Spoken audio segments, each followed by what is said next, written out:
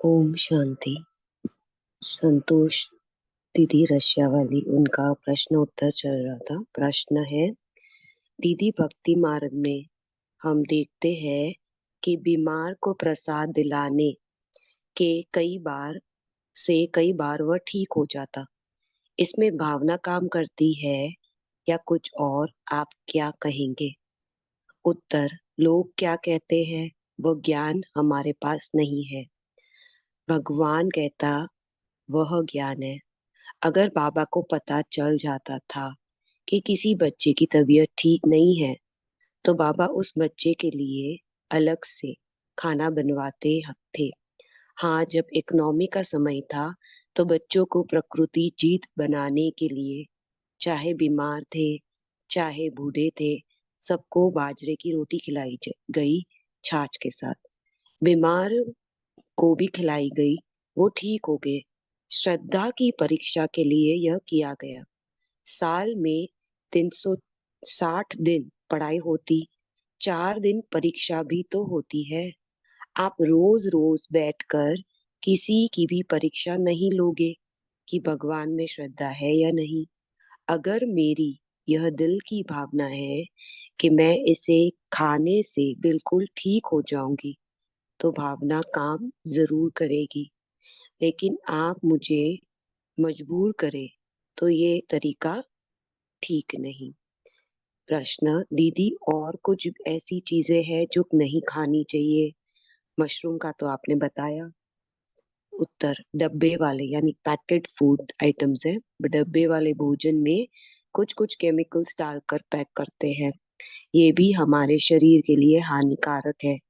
इसलिए जितना हो सके हम फ्रेश ही ले। नेचुरल बनाया हुआ अचार, सब्जियां, वहां तक तो ठीक है। लेकिन आप उसमें बहुत अधिक नमक डालकर बनाते हैं जो शरीर को नुकसान पहुंचाएगा। इसलिए पुराना बचा हुआ भोजन हो या फिर फ्रोजन फूड, जितना हो सके कम खाना चाहिए। प्रश्न, दीदी भोजन बनाते समय, खाते समय, भगवान को ऑफर करते समय कैसी स्थिति होनी चाहिए? उत्तर, भोजन बनाना भी एक त्योहार है। ऐसा लगना चाहिए कि जैसे त्योहार चल रहा है। अगर आप किचन में हैं तो ऐसा होना चाहिए कि सब किचन में खींच के आ जाए। अगर ऐसा होता है तो समझो आप भोजन बना रहे हैं। भगवान की याद में खुशी से बनाया जाए। क्यों? क्योंकि भोजन जो तो अंदर जाएगा। भोजन के द्वारा आप दिलों को परिवर्तन कर सकते हो। जिनके लिए भी बन रहा है, उनके प्रति भावना ऐसी हो कि ये सब इतने अच्छे बन जाएं और इनका स्वस्थ अच्छा रहे। मन की स्थिति को बहुत आनंददायी बनाए जाए। अगर मुझे भगवान के यज्ञ में ब्राह्मणों को खिलाने का मौका मिलता, भोग बनाने का मौका मिलता, तो ये जैसे कि अति भाग्य की बात है। प्रश्न, दीदी जब बाबा को भोग लगाते हैं, उस समय क्या संकल्प और दृश्य निर्मित करना चाहिए? भोग लगाना माना खिलाना, स्वीकार कराना। जब हम भगवान को खिलाते हैं तो सबसे पहले भगवान को जिन बर्तनों में खिला रहे हैं वह इतने ही प्यारे व सुंदर हो जैसे कि भगवान सुंदर है। ये बाबा की ट्रे है, ये बाबा की डिब्बी है। अगर सामर्थ्य है तो सोने और चांदी की भी ले सकते हैं। आप अपने लिए वो बैज सोने का, और भगवान के लिए छोटी सी डिब्बी भी नहीं, छोटी सी ले लो। 2 चम्मच तो आ ही जाएंगे, चाहोगे तो हो जाएगा। चलो सोने चांदी की ना भी हो, लेकिन एक अच्छी सुंदर डिब्बी तो होगी। कपड़ा, ट्रे, और फिर जो बनाया, अंदर में नमकीन हो, मीठा हो, चम्मच हो, थोड़ा पानी हो। जैसे हम अपने शरीर के लिए कहते 6 स्वाद चाहिए, तो 6 प्रकार का स्वाद, जिसमें खट्टा, मीठा, नमकीन, कसैला, कड़वा और मसालेदार, ये सब चीजें होनी चाहिए। निराकार कल्याणकारी शिव बाबा के लिए सारी चीजें नहीं भी बनाओ, लेकिन कम से कम दो चीजें तो अवश्य ही बनाओ। एक फल तो रखी साथ में। भगवान जिसको हम खिला रहे हैं उनके कितने काम है, पहले समय तो लो। आप बैठिए प्यार से, फिर बताइए, बाबा आज ये आपके लिए आपकी बच्ची ने बनाया। बाबा आपको बताऊं, बताना माना दिखाना, बाबा ये है, फिर प्यार से स्वीकार कराना बाबा को। आप ही तो देने वाले हो, आप ही तो हमें खिला रहे हैं, उससे हमारे शरीर को भी बहुत शक्ति मिलेगी। मीठे बाबा, आज आपके लिए भोग है। ऐसे संकल्पों से हमें 5 मिनट एक आइटम में, 2-3 आइटम में 10 मिनट स्नेह पूर्वक बैठना है। खिलाओ और देखो कि कैसे परमपिता ज्योति बिंदु ब्रह्मा के सूक्ष्म तन से बैठकर भोजन को दृष्टि दे रहे हैं, वासना दे रहे हैं। मैं अपने को उस स्टेज कर तक लेकर आई हूँ कि यहाँ संदेशी बैठी हुई और यहाँ हम भोग लगा रहे। उन दोनों अनुभवों में ज्यादा अंतर ना हो। वहां संदेशी अनुभव कर रही और यहाँ हमें भी वही भासना आ रही। इतनी एकाग्रता होनी चाहिए, इतना प्यार होना चाहिए।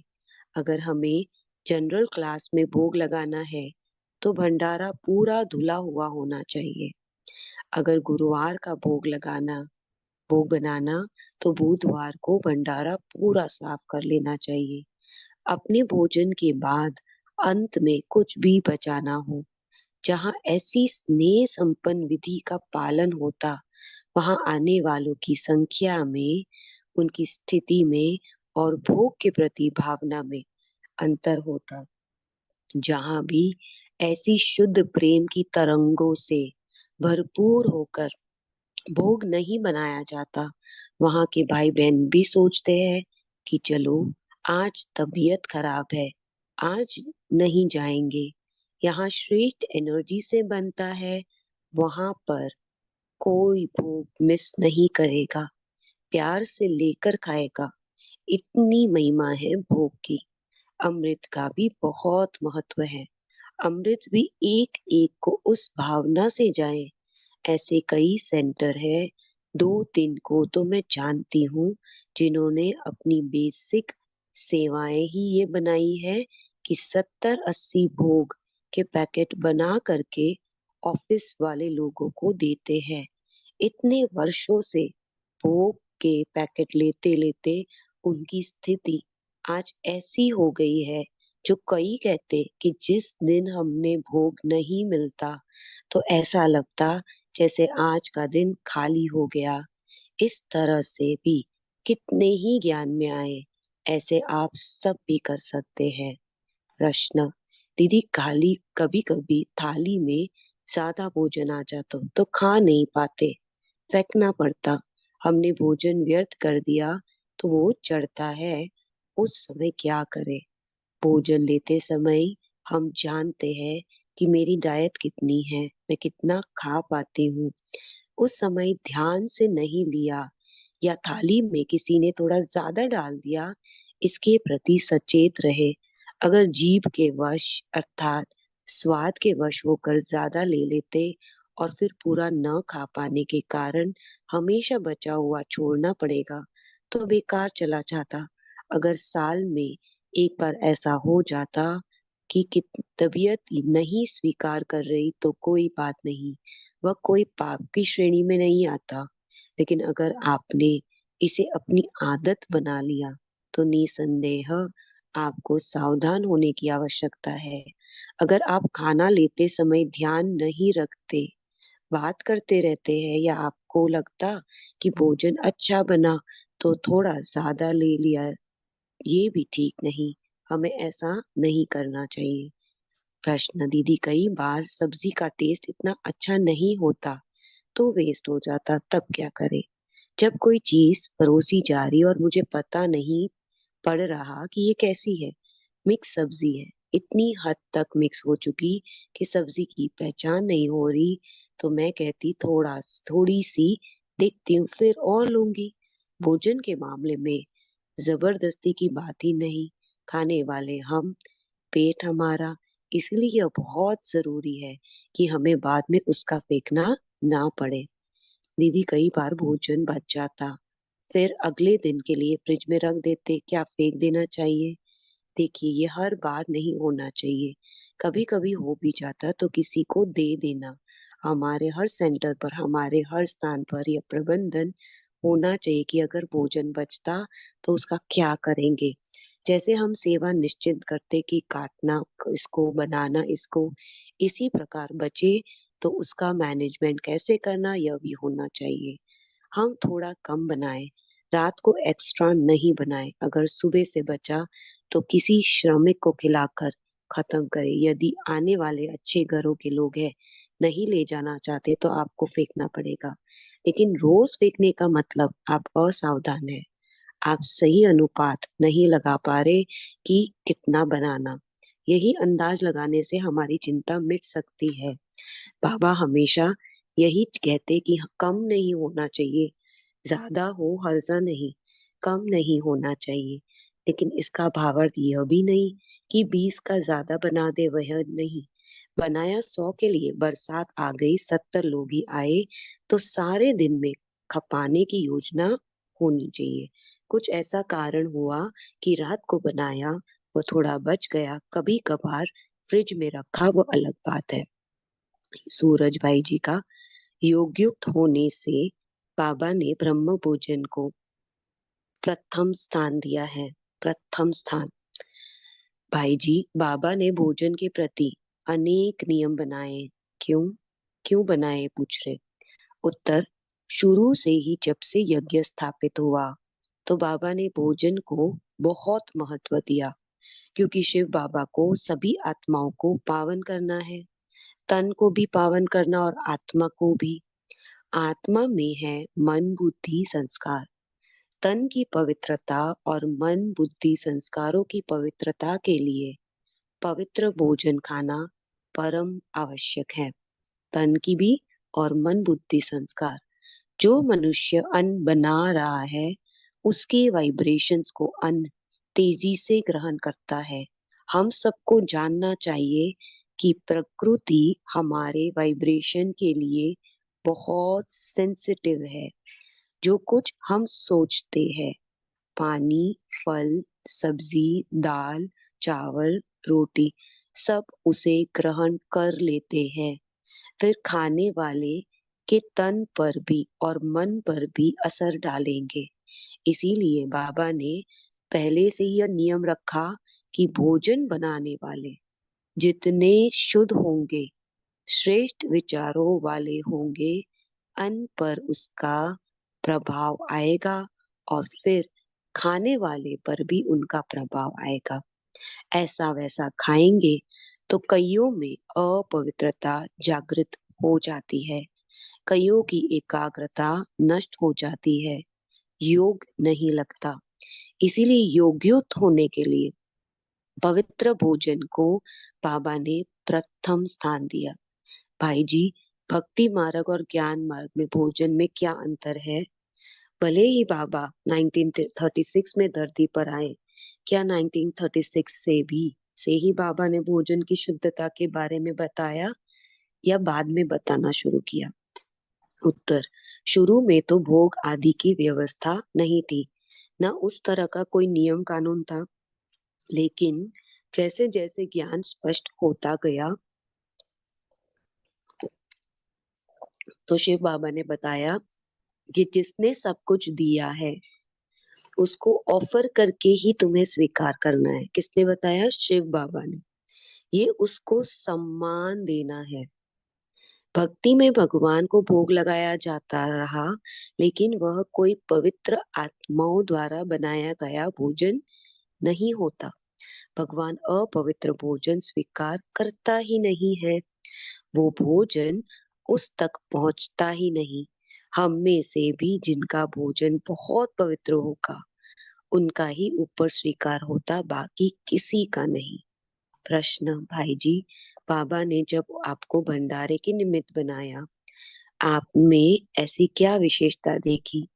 उत्तर: ये जवाब तो वास्तव में उसके ही पास है, पर मुझे तो महसूस हुआ कि वो यह कि ब्रह्म बाबा और शिव बाबा को योग युक्त भोजन चाहिए, और योग युक्त भोजन बनाने के लिए पवित्र और योगी आत्मा ही होनी चाहिए। बाबा ने मेरा आह्वान किया और मैं सब कुछ छोड़कर आ गया।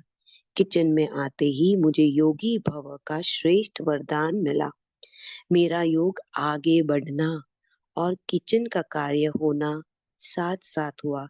इसीलिए मैं किचन और बाबा का बहुत बड़ा आभारी हूँ। मेरा योग बहुत अच्छा रहने लगा। किचन में भोजन बनता था, साथियों को भी हम योग सिखा देते थे। सब अच्छा योग करने लगे।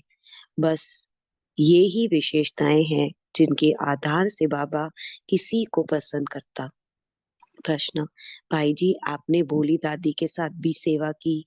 बाबा भोली दादी की बहुत महिमा करते थे और उनको अन्नपूर्ण भी कहते थे। भोली दादी की ऐसी विशेषताएं क्या थी? भोली दादी वास्तव में बहुत अथक मेहनत करने वाली थी। वह 40-45 साल की आयु में भी बहुत काम करती थी। उनकी विशेषता यह थी कि वो किसी को भी नाराज नहीं करती थी। किचन से जिसने जो मांगा वह देती थी। यह हमने देखा भी और यह बहुत बड़ी विशेषता सीखी भी उनसे। सबके प्रति शुभ भावनाएं रखना, यह बहुत जबरदस्त धारणा थी उनमें। कोई व्यक्ति यदि उनसे झगड़ा कर भी लेता और 10 मिनट बाद आता, तो बड़े प्यार से बात करती, जैसे उनके दिल पर किसी की कोई बात ठहरती ही नहीं थी। बहुत स्वीट थी, गुस्सा आदि नहीं था। बहुत प्यार रखती थी सबसे, और बाबा के लिए तो मर मिटने को तैयार थी।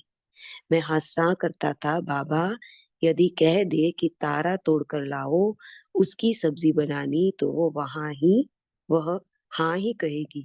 हंसती थी क्योंकि ना करना जैसे उन्होंने सीखा ही नहीं था। जो सदैव हाँ करते, उन पर भगवान सदा राजी रहता, स्पेशल बल देता। बहुत सारे देवी गुण थे उनमें। अहंकार अहंकार की तो बात ही नहीं थी।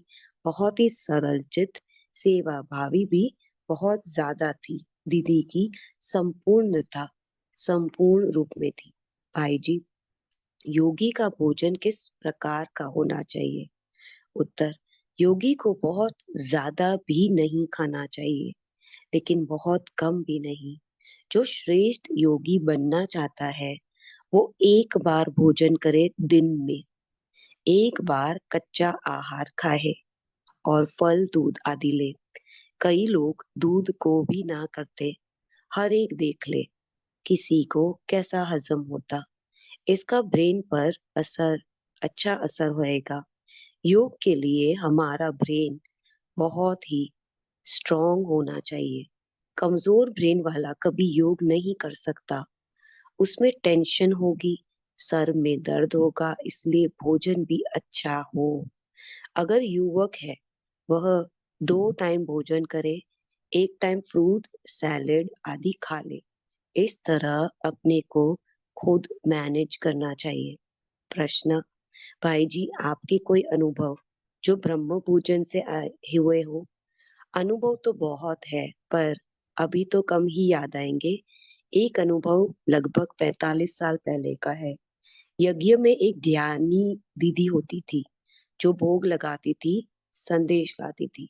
वे अम्बाला में रहती थी। एक बार मैं वो मधुबन में आई और भोग लगाया।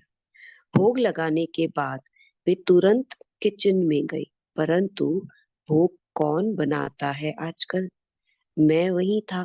उसने कहा, आज जितने प्यार से बाबा भोजन स्वीकार कर रहा था, उतना पहले मैंने कभी नहीं देखा। ये सुनकर मुझे बहुत खुशी हुई। कई बार सब्जी में नमक डालना भूल गए, तो सब्जी को वापस भेज दिया बाबा ने। यह कहकर भी बच्चों को बोला, टेस्ट करे, फिर भेजे बाबा को। कई बार ऐसा भी हुआ कि कुछ अच्छा भोजन खाने से बीमारियां ठीक हो गई। भावना भी काम करती है। मेरी भी हुई, औरों की भी हुई। भोजन में जो एनर्जी भरी जाती, वह भी काम करती है। प्रश्न भाई जी, वैसे तो खाना खाते समय बाबा को याद करके ही खाते हैं, लेकिन विशेष भोग लगाने का फायदा क्या है? उत्तर, पहले तो दृष्टि देकर 7 बार संकल्प करना चाहिए कि मैं परम पवित्र आत्मा हूँ। फिर बहुत अच्छी भावना से बाबा को वह भोजन ऑफर कर देना चाहिए कि ये तुमने दिया, तुमको अर्पित, स्वीकार करो, तब हम खाएंगे। इससे फायदा यह होगा कि बाबा की दृष्टि भोजन पर पड़ जाएगी। भोजन में अगर थोड़ी बहुत अशुद्धि थोड़ी बहुत अशुद्धि होगी तो वह भी समाप्त हो जाएगी। भाई जी, जब भोजन बनाते हैं उसमें हमें किस स्मृति में रहना चाहिए, क्या सोचना चाहिए? भोजन बनाते हुए योग करने से भिन्न भिन्न तरीके हैं। कोई यह अभ्यास कर सकता कि बाबा की किरणें हम पर पड़ रही है। कोई यह अभ्यास कर सकता कि मैं परम पवित्र आत्मा हूँ, ब्रह्म भोजन बना रही हूँ। बाबा का आह्वान कर ले, महसूस करे कि बाबा भी हमारे साथ है। उसके वाइब्रेशंस भोजन में समा रहे हैं। कोई कुछ स्वमानों का अभ्यास कर सकता है। गीत बजाया जा सकता है ताकि बाबा से प्यार भरी बातें होती रहे। इस तरह हम बाबा से जुड़े रहे, हमारे वाइब्रेशंस भोजन में समाते जाए। बाकी जिसको जिसका सरल अभ्यास है वही करना चाहिए। प्रश्न, भाई जी, जब अव्यक्त बाप दादा की पधरामणी होती थी, बाबा को भोग स्वीकार कराते समय चुन चुन कर भोग बाबा को खिलाते, ऐसा क्यों? इसका कारण यह है कि ये चीजें जाएगी उसके पेट में जो बाबा का रथ है। मान लो उसको शुगर है तो मीठा नहीं खिलाएंगे। मान लो उसको एलर्जी है तो कोई ऐसी चीज भी नहीं खिलाई जाएगी। इसलिए चुन चुन कर भोग दिया जाता बाबा को। प्रश्न, भाई जी, कई ब्राह्मण निर्जीवा भोग लगाते, इसका क्या रहस्य? यह विधि यज्ञ में कब और किस कारण से शुरू हुई? ये भी भावना की बात है। मरने के बाद कोई भोग लगाए ना लगाए, वे पहले स्वयं ही लगा देते। बाबा स्वीकार कर ले तो बाबा का बल मिल जाता। देह छोड़ने में ऐसी आत्माओं को बाबा मदद करता। भाई जी, हम यज्ञ में देखते हैं कि हर साल पूर्वजों के लिए भोग लगाते। उन गई हुई आत्मा को कैसे भासना आती होगी। देखिए, साकार में बाबा थे तब वह प्रथा नहीं थी। फिर थोड़े भावना प्रधान लोग गाए, उन्होंने शुरू कराया। हमें ये संकल्प रहता, भावना रहती कि उन्होंने हमारा भोग स्वीकार कर लिया, वे भी तृप्त हो गए। बाकी सभी पुनर्जन्म ले चुके हैं, इसलिए वे किसी का कुछ खाएंगे नहीं। यह केवल भावना की बात है। प्रश्न, भाई जी, एक कुमार भाई जिसका शराब का, अंडे मांस आदि का धंधा है, वह ब्राह्मण भोजन बनाने की सेवा में आता है, क्या यह उचित है? असल में धंधा उसका शराब का हो सकता है, लेकिन वह पीता तो नहीं। कई ऐसे भी लोग हैं जो ऐसा कार्य करते, लेकिन उनका अपना जीवन शुद्ध होता, फिर भी वहां का वातावरण नकारात्मक होता है। तो राय है कि ऐसा कुमार भोजन नहीं बनाए, अन्य सेवा कर ले, नहीं तो अनेक लोगों के संकल्प चलते, उनका भी नेगेटिव प्रभाव भोजन पर पड़ता। भाई जी, जो कुमार कुमारी जॉब करते, अपने हाथ से भोजन बनाते, लेकिन हर बार ताजा भोजन बनाकर बाबा को खिलाने का समय नहीं मिल पाता, तो क्या करे? बासी भोजन का भोग लगाया ही नहीं जाता। ये भक्ति से ही चला आ रहा है और यही सत्य है। ऐसे में अगर उनके लिए सुविधा हो तो रोज भोजन बनाए और भोग लगा दे। अगर ऐसी सुविधा नहीं है तो कुमार कुमारियों के लिए तो बहुत अच्छा रहेगा कि छुट्टी के दिन को बहुत प्यार से बनाए कि आज मेरा सुंदर दिवस है, मुझे बाबा को भोग लगाना। बड़े प्यार से संडे को एक दिन बाबा का भोग लगाए। प्रश्न, भाई साहब, हमने सुबह ताजा भोजन बनाया, भोग लगा दिया, फिर शाम को हम बचा हुआ खा लेते, तो क्या शाम को बाबा को फ्रूट का भोग लगाए? कहते नहीं, जरूरत नहीं। एक बार भी लगा दिया वो भी काफी है, क्योंकि बाबा को तो हमारा प्यार और भावनाएं चाहिए। हम सब कुछ उनको ऑफर करते, समर्पित करते, इसका महत्व है। बाकी शाम को जब अपना भोजन गर्म करके खाएंगे, तो वो बाबा की याद करके खाएंगे, वह भी भोगी है एक तरह से। ब्रह्म भोजन में जल का क्या महत्व है? उत्तर, सब्जी आदि की धुलाई तो भले कैसे भी कर ले, लेकिन RO का पानी या शुद्ध किया हुआ पानी ही भोजन में यूज करना। मान लो आप दाल बना रहे तो दाल में वही पानी डालें। सबके घरों में आजकल प्यूरिफायर तो लगे हुए ही होते। सब्जियां भी एक बार जनरल पानी में धो ले, फिर 5 मिनट अच्छे पानी में अवश्य डालें। पानी का महत्व सचमुच बहुत ज्यादा। सब्जी, भोजन, जल, दाल, चावल, ये हमारे वाइब्रेशन को तुरंत ग्रहण करते हैं। पानी उसमें सबसे जल्दी करता। शरीर में पानी है, और पानी संसार का बहुत दूषित हो चुका है। इसलिए अगर ऐसा वैसा पानी यूज किया, तो प्योरिटी इम्प्योरिटी की बात एक तरफ रही, शरीर को कई बीमारियां लग जाती है। इस दृष्टि से शुद्ध पानी को ही यूज करना अति आवश्यक है। जो पानी भोजन के लिए यूज करना है, उसको किसी जग में रख ले, उसको दृष्टि दे के 7 बार संकल्प करे, मैं परम पवित्र आत्मा हूँ। फिर वो पानी यूज करते रहे। जैसे आटा दाल में डालना, पानी सब्जी में डालना, या चावल बनाने में, तो उसी पानी में यह और अच्छा हो जाए। भाई साहब, कई गृहस्थ में रहने वाले, अकेले ज्ञान में चलने वाली माताओं के लिए भोजन की धारणा चुनौतीपूर्ण होती है। वे क्या करें? कुछ ऐसी बहनें माताएं हैं जिनका समझाने का तरीका बहुत सुंदर है। हम अपनी बात किस तरह करते, उनके ऊपर निर्भर करता।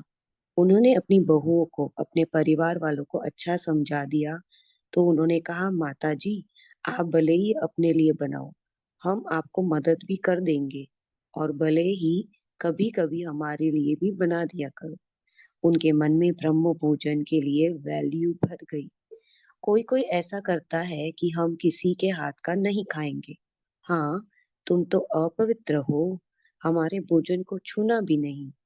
वहां परिवारों में समस्या होती। हम क्यों पवित्र भोजन खाते, क्यों अपने हाथ का खाते? जितना अच्छा हम दूसरों को इस बारे में संतुष्ट करेंगे, सबको अपने पक्ष में लेंगे, तो अच्छी बात सभी को अच्छी जरूर लगती।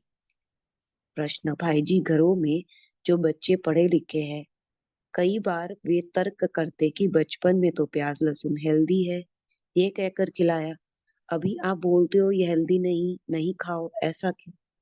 उत्तर, अभी तो विज्ञान भी रिसर्च कर रहा है। लहसुन प्याज को खाने से अनेक बीमारियां पैदा हो रही है। नहीं तो डॉक्टर कहते थे यह अनेक बीमारियों की दवाई है। अब डॉक्टर कह रहे इनसे बीमारियां पैदा हो रही। ये वासनाओं को उत्तेजित करते हैं, इसीलिए बाबा ने इसको मना किया। अगर माताओं बहनों को ठीक समझना आएगा, तो वे बच्चों को भी संतुष्ट कर पाएंगे।